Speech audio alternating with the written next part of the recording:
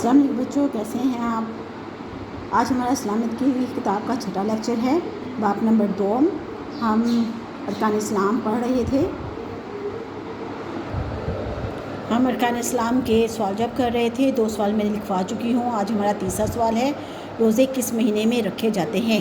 آپ نے اس کا جواب لکھنا ہے، رمضان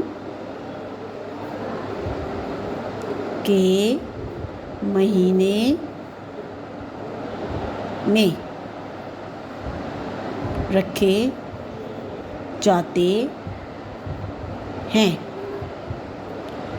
روزے کس مہینے میں رکھے جاتے ہیں؟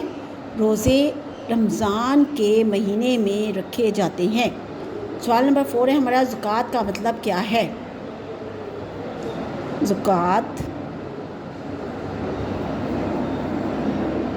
کا مطلب ہے اپنے مال میں سے غریبوں کو دینا۔ غریبوں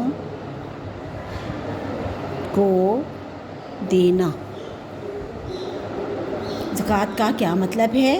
زکوٰۃ کا مطلب ہے اپنے مال میں سے غریبوں کو دینا۔